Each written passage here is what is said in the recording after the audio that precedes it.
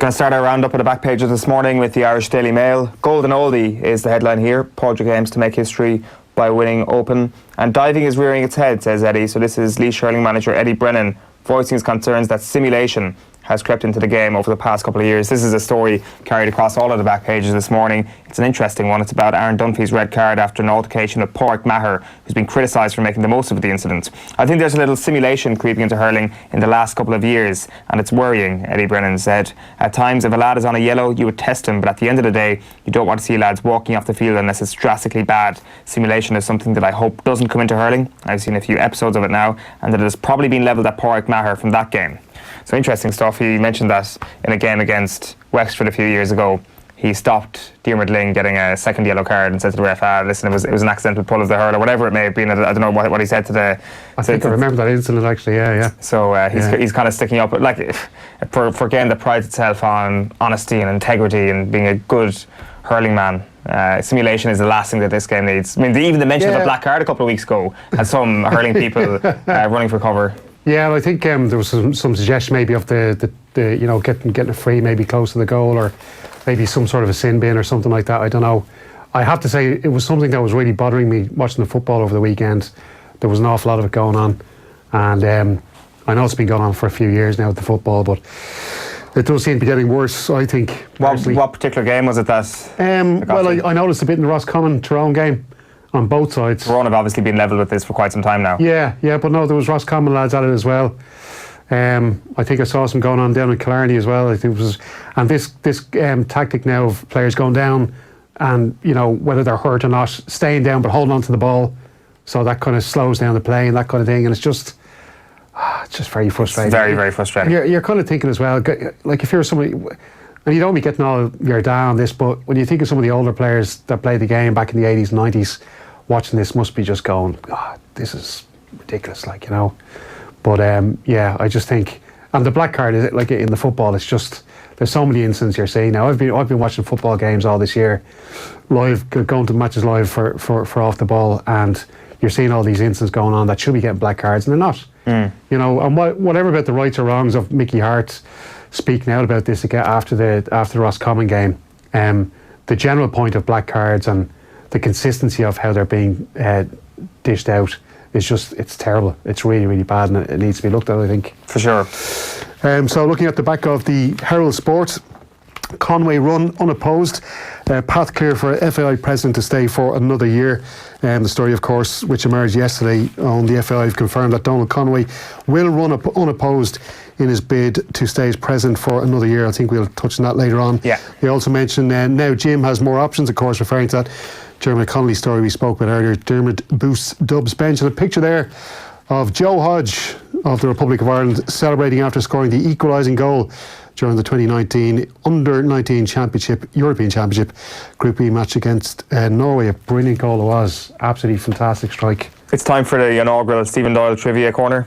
What have you got? Well, as I was kind of typing up a few quotes for the website after this, I was just watching a replay of the goal, and I just wanted to find out who the defender was who made the poor clearance, which was basically a cross from Ali Regba, who made a brilliant run. He was actually our best attacking threat down that right-hand side.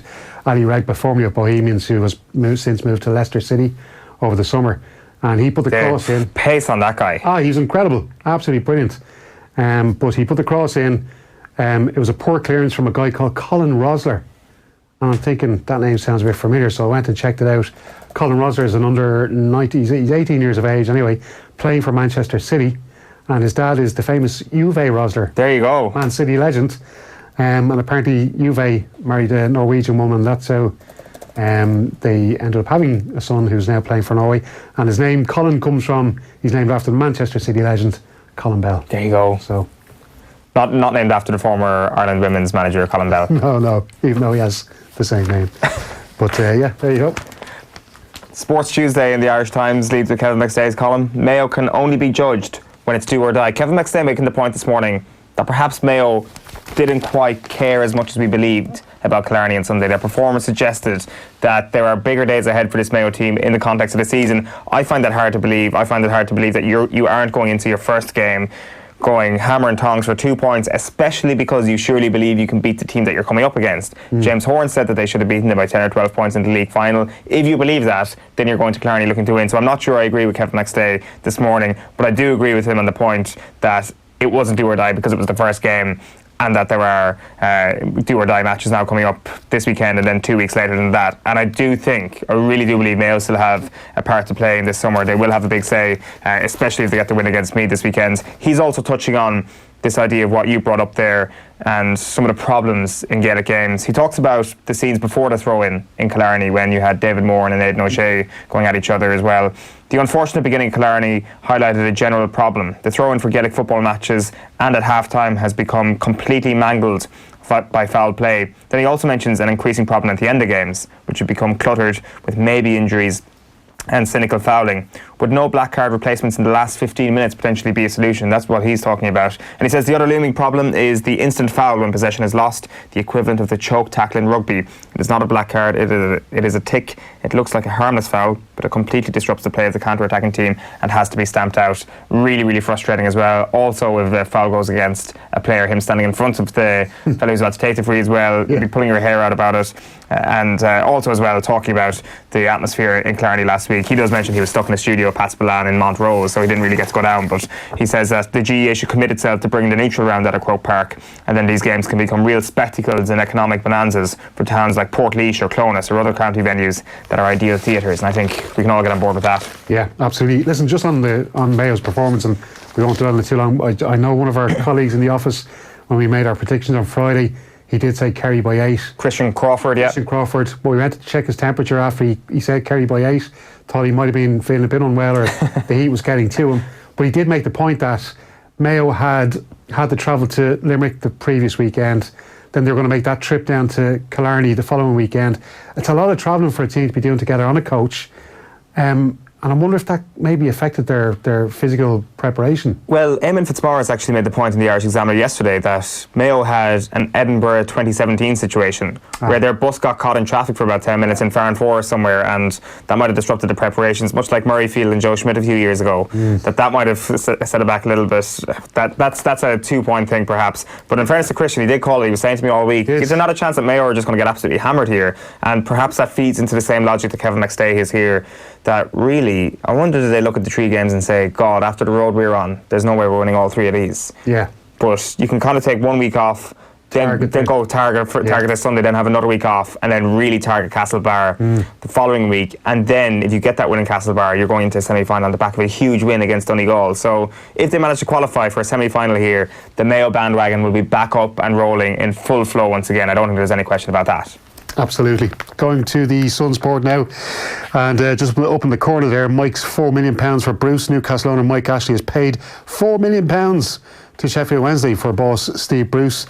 Then in the top right corner, Mark's a keeper. Travers signs new deal, which is great news for the Maynooth man. Mark Travers has signed a new long-term deal at Bournemouth. The stopper kept a clean sheet against Spurs on his May 4th debut, and the Ireland under-21 international said, I'm delighted to sign a new contract. Then we've got It's David De Steyer. From Neil Custis there. David De Gea is all set to ink a new 5-year deal with Manchester United worth $350,000 a week. It's an increase of $50,000 a week from their original offer. Now, I did read somewhere he wanted to have better than what Alexis Sanchez is making. Yeah. I think he's on $350,000. Is he, Alexis Sanchez? It's £391,000 a week. Okay. But that balloons to around $500,000 a week because you got bonus clauses because... There you go, absolutely. And then John Fallon in Yerevan just reporting on that draw for Ireland in the European Under-19 Championship. Ireland 1, Norway 1.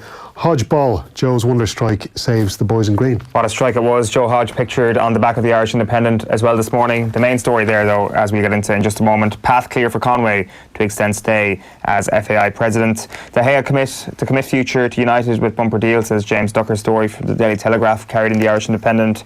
And Harrington likes his chances of becoming oldest winner in town. He says, whenever I step on a links golf course, I'm going to be good value, and going forward, only a fool would discount me on a links course. Fighting talk from Padraig Harrington before the Open this week. Going to the Irish Mirror Sport, and it says Padraig's olden out title hope. Multiple major champion Padraig Harrington hopes age is only in numbers. He goes history hunting this week. He's had brilliant opening rounds in his last two tournaments, in the Irish Open and the Scottish Open. But just can't seem to keep it going over the weekend. De Gea's 97.5 million United mega deal. David De Gea is set to sign a new deal worth 97.5 million at Man U. They are quoting that the Alexis Sanchez, the top paid player who banks 500 grand a week. United were not prepared to stretch that far for De Gea, but a compromise of 375,000 a week under new terms is believed to have been reached. Surprising not going for the Joe Hodge there at all on the back page of the Mirror, but the big one there, what a rush. Excited Clark predicts a sensational open on Dunluce Links. Darren Clark has predicted a sensational open as he prepares to start the tournament on Thursday. The London Times goes with an interesting one. Umpires got it wrong in final. The story you may have seen, it came out yesterday morning. MCC Laws Committee says England were given crucial extra run. So this is Simon Taufel, the former umpire from Australia, who was a member of the MCC Laws Committee, saying that the officials at Lords had wrongly awarded England 6 runs when that mad moment with Ben Stokes happened. It should have been 5 runs, which means there would have been no super over, which means there would have been no World Cup win for England had the rules been applied correctly. This is incredible. Rules schmills. Hey. It's a clear mistake, he says. An error of judgment in the heat of what was going on. The umpires thought there was a good chance the batsman had crossed at the instant of the throw. The TV replays showed otherwise. Yeah, it's... like, in terms of this being decided on boundaries and in terms of this now happening, New Zealand must be thinking to themselves, let's get to the Court of Arbitration for Sport. Let's get to the CAS right now. Next flight to Lausanne, please. Yeah, like in all seriousness, should they not be considering some sort of action like that? I don't know what their course of action is. It is. It's a clear miscalculation or a misinterpretation. That would be even more worrying of the rules here. Yeah. And they'll be sticking with that. You've got pictures there of the England players celebrating, and it is still a story that's raging on. Yes, indeed. The Irish Examiner, on their front page, it's Open University, Mallow amateur James Sugru, ready to mix it with the world's best. Then they've also got Reap What You Show, Brian Corcoran writing about Cork paying the price for lack of underage success.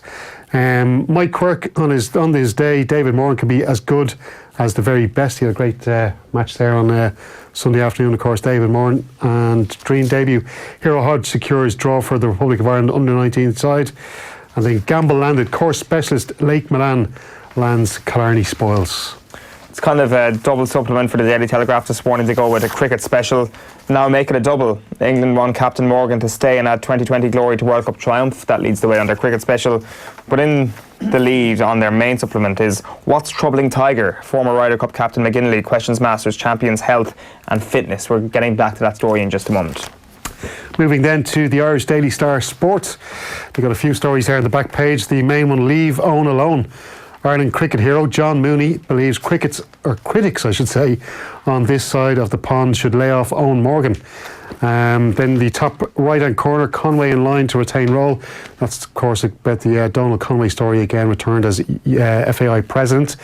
Then they do refer to the David De Gea story, set to sign a new deal with Manchester United. And Eddie's worried. Eddie Brennan worried that simulation is creeping into hurling, which you mentioned yourself on. The Racing Post on the front page leads with Fahy confident Ventura can be super sprint ace, and on the back page they go with England eye more glory in the Ashes. And then moving on to the Guardian Sports, on their big splash on the back page there, a picture of the World Cup winning cricket team. Our diversity is a strength.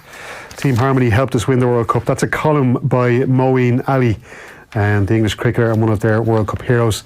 In the top left there, on the charge, England power past Jamaica to close in on the semi-finals. That's, of course, referring to the Netball World Cup, which is taking place in Liverpool, as far as I can remember, I think, this year. And, of course, the English team managed by, or coached by... Tracy Neville, yeah. De Stayer, United keeper, tells club to show him the money. Right, let's get into this story here. There's two we want to touch on today. We want to touch on a couple of the Open stories because there was a lot of press done yesterday. But we want to start with Dan MacDonald's story in the back of the Irish Independent, which I've got in front of me. It's covered across all the papers really this morning, and it is about Donald Conway to run unopposed to become FAI president for another year. In terms of what we're actually seeing here, Stephen, it's like the situation where the continuity argument is being put forward, that Donald Conway needs to stay there to oversee the new reforms that were potentially, we don't know for sure, will be passed at the EGM this weekend, and then whatever happens at the AGM next month, there will be a period of turbulence for the FAI. This is already a period of turbulence, and he will say that he needs to remain there to be the steady hand that will guide the ship through the next year. Then maybe he'll kind of depart into the sunset. That's being very kind to Donald Conway and being very kind to the image of the FAI. I do accept that. Yeah, and look, it's all about optics, isn't it, here? And Irish football supporters they're angry. They're not happy with the way things have gone on. The whole John Delaney controversy, really, I suppose, it was almost like we burst a lance the boil of some sort. But I think Irish football supporters won't be happy until it looks like there's been a proper clear out. And we were told that there was going to be a clear out. So I was just looking back on quotes here from Shane Ross back in April. And it says here, meanwhile, FAI President Donald Conway has said in a letter to Minister Shane Ross that the entire FAI board will step down. The FAI wrote to Mr Ross this morning to say they would be taking decisive action. Mr Ross wants an EGM call before the next scheduled AGM of the association in July and wants to facilitate a transition to a new board by way of transparent elections. He then goes on to say, Minister Ross says, the existing board will step down to allow for a new board to be constituted in the best interests of football. There will be no further funding until we have received credible answers.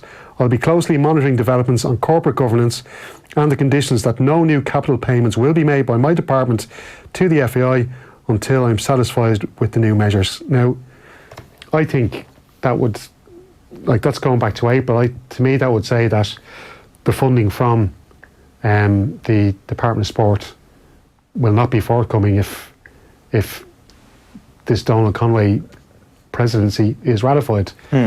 So what's going on here? I was reading back on other stuff I don't think people were happy about his conduct really during the Oireachtas committee. No, I don't think so. I don't think they were happy at all. It was extremely closed off. It wasn't forthcoming at all. The whole process of that Oireachtas committee was to get answers, and his policy was to not give answers. Yeah. That was certainly he's part of this image that the FAI is closed off, that there is not enough transparency in the organisation, and this appointment for another year would certainly enhance that reputation. Now, kind of being devil's advocate in my own mind here, I was thinking to myself, is there a difference here between the image of the FAI and what actually is going on in the FAI in terms of Donald Conway?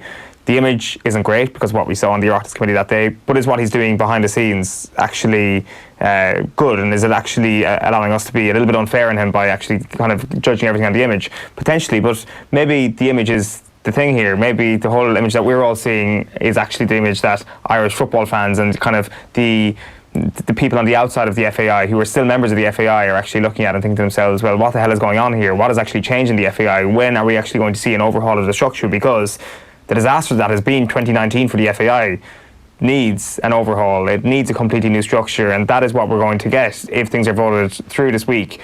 But can a new structure actually be effective if you've got the same people running it? That is the question here. Look, the FAI, as we all know, is in debt to the tune of millions and millions of euros.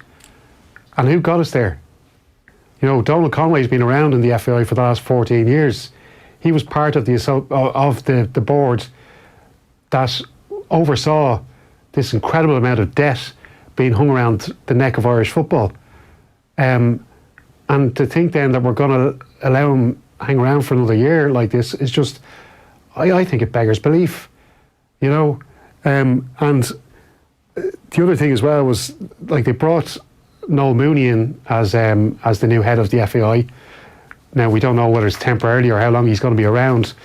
But I was even reading back on his when he came in, and at the time the FAI said to Shane Ross, the sports minister, that UEFA president Sheahan, isn't it, I think his name is, that it was his idea to put Noel Mooney in charge of the FAI. They said that to Noel Ross. They directly said it to him, or to Shane Ross, I should say.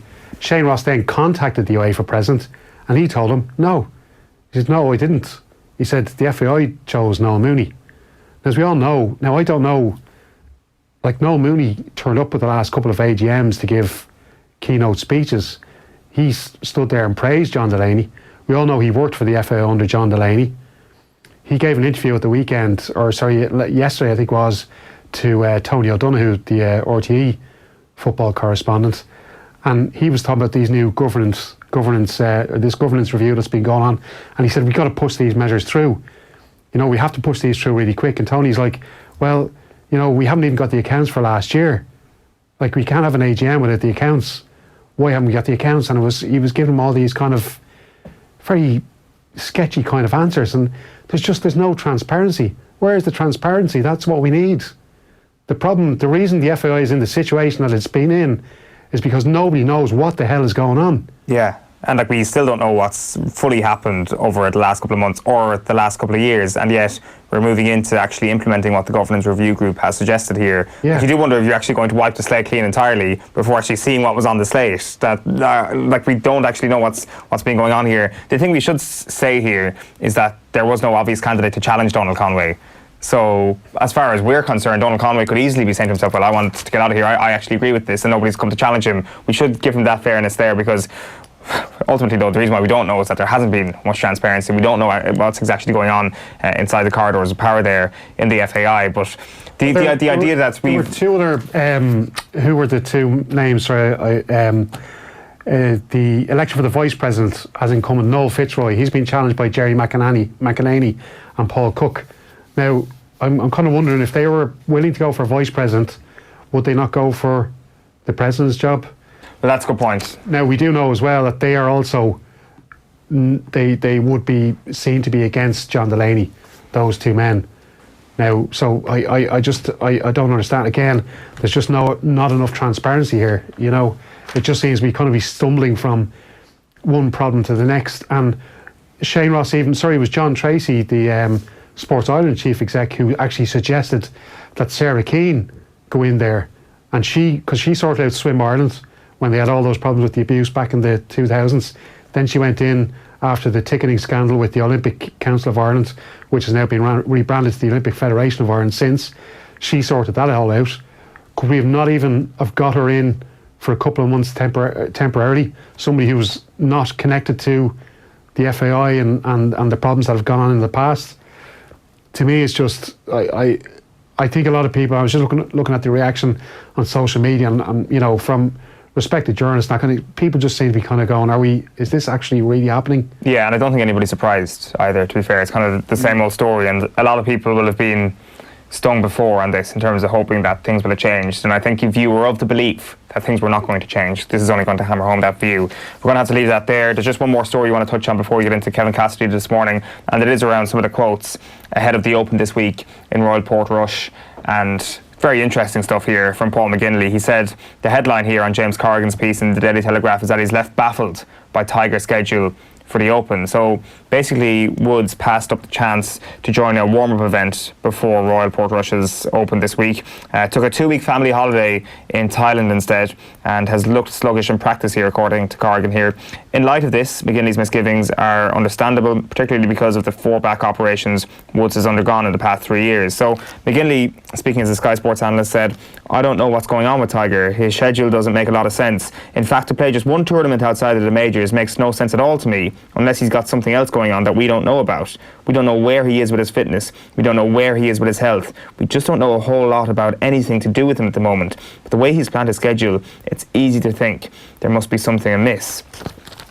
He says, I don't know whether winning the Masters is a factor, because winning shouldn't take that much out of you. It should enthuse you and move you forward. When you win, you want to keep playing, keep riding that wave. Playing just one tournament outside the majors that have such huge breaks, I can't see how that helps. The question is whether he is giving himself the best opportunity to win again, and you would have to say no.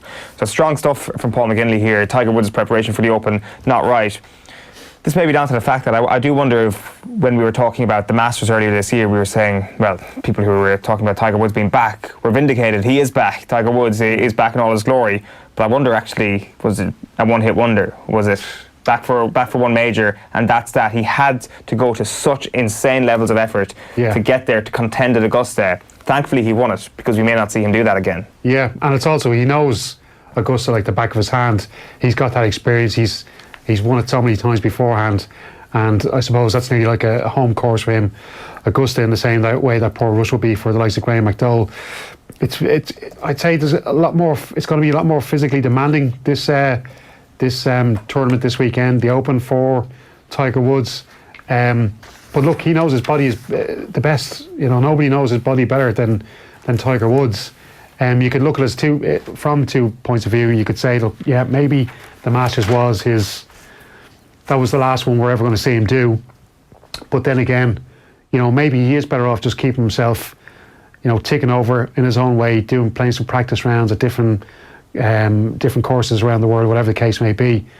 But as well, there was similarities maybe with Serena Williams, and some people were saying that the fact that she hadn't played enough tournaments in and around the majors, that maybe hampered her chances of winning the final there at the weekend, and that's why she looked maybe so off the pace against someone like Simona Halep, who's in peak condition and playing tournaments right around the year. It's true, especially when you're at that age and you have to come back from whatever event may have happened in your life. It could be an injury, it could be anything else.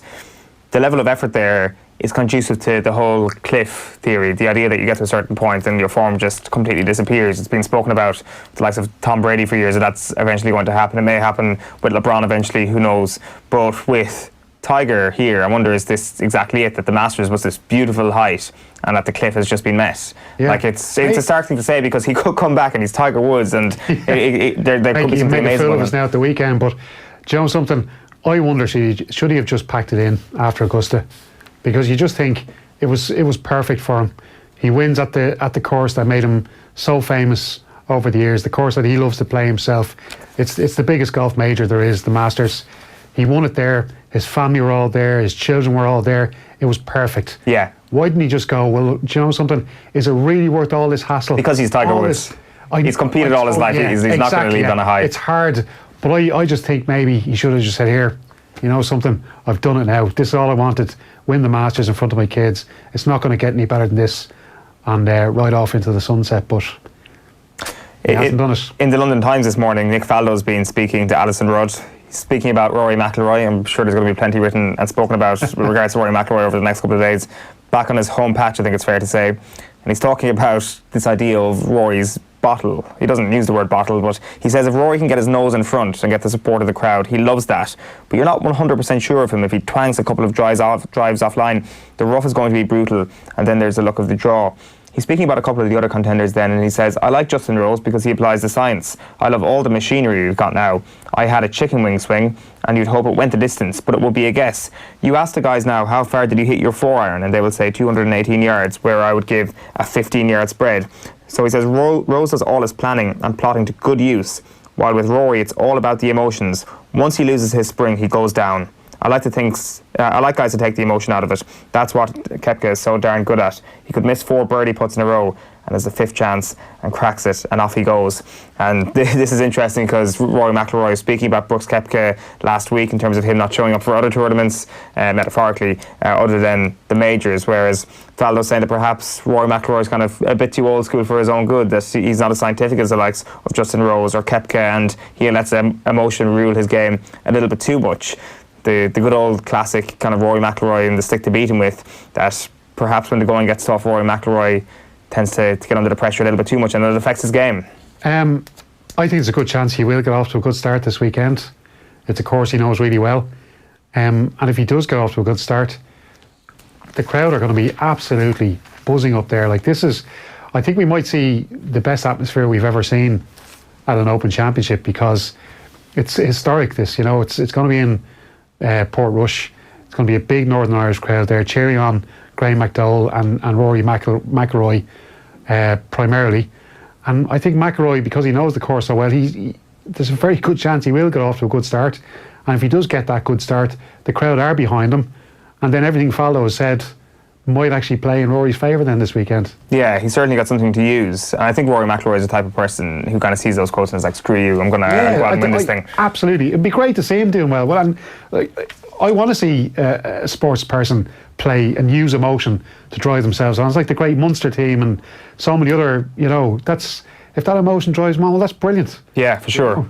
The one last golf story you wanted to touch on was Phil Mickelson. Very interesting. So he arrived at the 148th Open yesterday, claiming to have shed £15 in less than a week. He posted a video on his Twitter account, and we're just going to finish with this. We'll just play Phil Mickelson talking about his struggles with his weight and other issues as well on his Twitter account. A couple of days ago he posted this. Hey everyone, let's get real for a few minutes. I haven't posted anything because I haven't felt good about myself and the way I've been playing, and so I haven't done anything or wanted to be in public. The last 10 days I've done what I call a hard reset, to change and try to make things better. I have lost 15 pounds. I've done a 6-day fast with water and a special coffee blend for wellness that I've been working on with Dave Phillips, and went on a bit of a retreat. I'm here in Ireland now, a beautiful place, getting ready for the British Open. I don't know if it's going to help me play better or not, but I'm willing to do whatever it takes to try to get my best back. I'll have more fireside chats and some funny things in the future, but for now, let's keep it real. Fireside chats. He'll be back on social media soon. Dave Phillips has actually spoken about this coffee. What exactly is in the coffee? So this is the recipe. He mentioned this in an interview recently. He says, you fill to the top with coarse ground Ethiopian Yirgacheffe coffee. I've never heard of this before. Okay. Yirgacheffe. If anybody's heard of that, just me being uncultured. Then you add water, heat it to 200 degrees. It's quite. I presume it means in. Really precise. I presume that's not Celsius. Stir 5 or 6 times. Wait 3 minutes, and then plunge it. If you wait too long, the beans get bitter. Phil then pours it into a Bowden pot and adds Califia Farms almond milk, a dash of cinnamon, a few Yirgacheffe, there you go, cacao nibs, 80%, and a little medium chain triglyceride oil, which is extracted from coconuts.